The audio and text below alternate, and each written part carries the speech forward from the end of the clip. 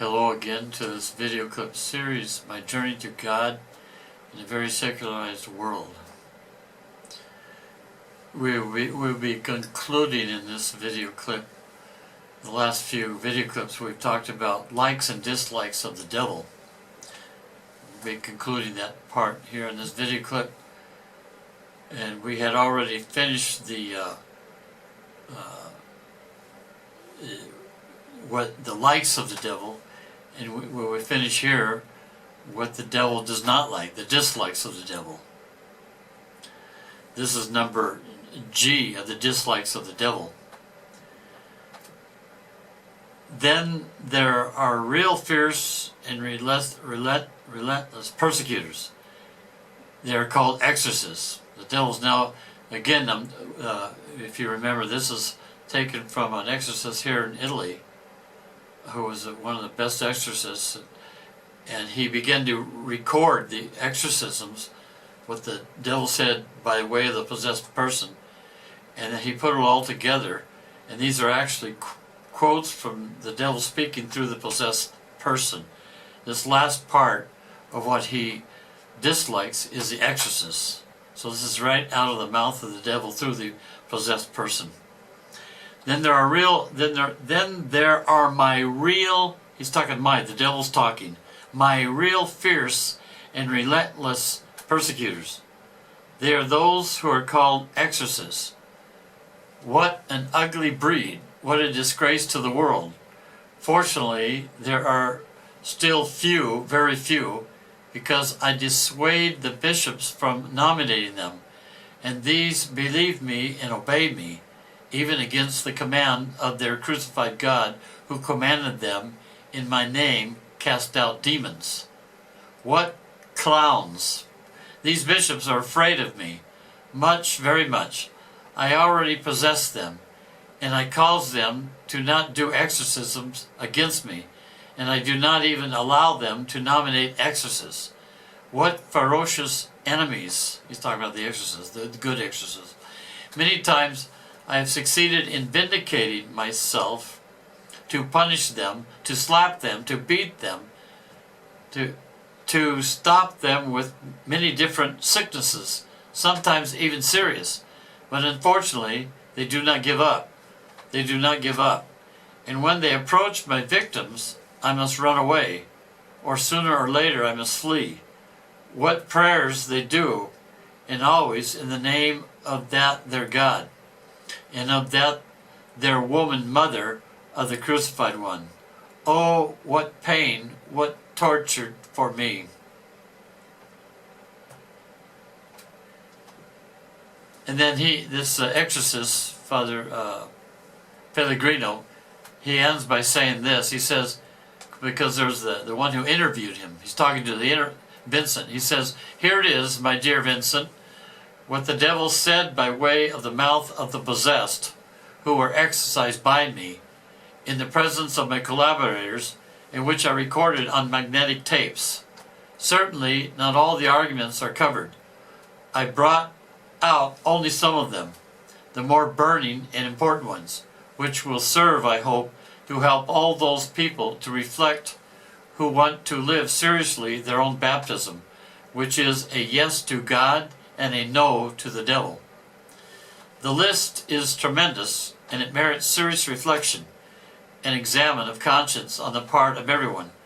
But above all, it merits assiduous prayers and penance, the frequent practice of sacramental confession, where the blood of Jesus purifies us and gives us a very strong shield with which to defeat our enemy." I would like now to,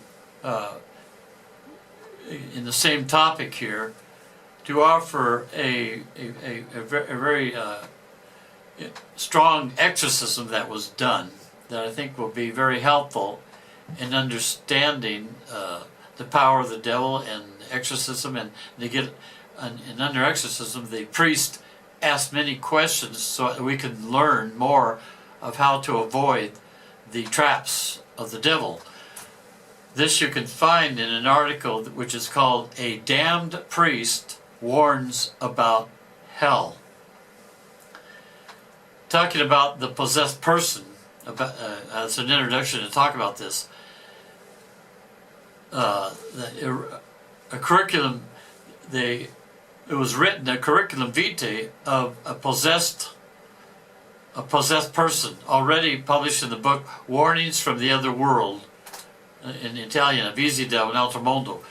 She was a mother of a family, and she's a reparatory soul.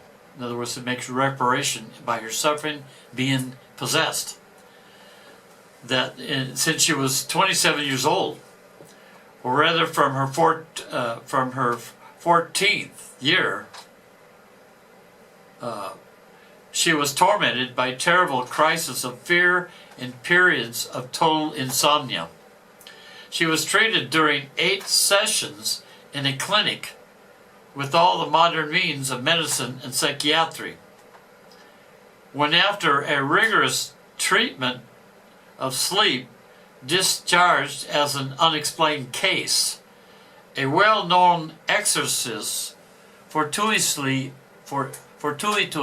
met, determined that it was an irrefutable case of possession. After an exorcism which was attended by several priests in Fontanelle, Montichiari, Brescia, there was found angelic demons, in other words, fallen angels, and also a human demon, human demons, damned men, that they found within, she was possessed by, and the exorcist, by order using the name of God and our Blessed Lady, was forced to reveal this. On April 26, 1978, after having invited several bishops and representatives of psychiatry and medicine to assist, an exorcism was performed with the participation of 6 priests. There was also in attendance Dr. M.G. Moret, psychiatrist, head of the psychiatric clinic in Limours, France, a man of great experience in this kind of phenomena. After observing an exorcism lasting for 3 hours and having spoken with the patient before and after the exorcism, Dr. Moret testified in writing that in the present case it was neither schizophrenia nor hysteria, but the taking of possession of the person by an outside power, the phenomenon that the Catholic Church defines with the name of possession. And he wrote this. He said, I, the undersigned, Dr. Michael Moret, top clinician of the psychiatric hospital of Limours Alde, after having examined Mrs. R.B. in Switzerland and having assisted today, April 26, 1978, an exorcism done on her in the presence of 4 priests lasting 3 hours and a half, I declare that for the kind of manifestations presented by the subject, it is neither a delusional psychosis nor a hysterical personality, 2 diagnoses to be excluded in the present case, this doctor said, but of psychiatric phenomenon that the Church usually defines as possession, at least temporary. And he signed his name. The possessed mother of several children was always tested up to the limit of her strength. Despite everything, she strives to fulfill her duties appropriately as the wife of a household. The unbearable torments of demons disturbing her sleep at night, the fact of always feeling interpellated from these cursed spirits, all of this was for her a continuous martyrdom. Her only consolation were the priests who defined the actual had pity on her state, procured the sacraments, and gave relief by pronouncing upon her the exorcism. we'll continue with this exorcism in the next video clip. May God bless you and Mary guide you.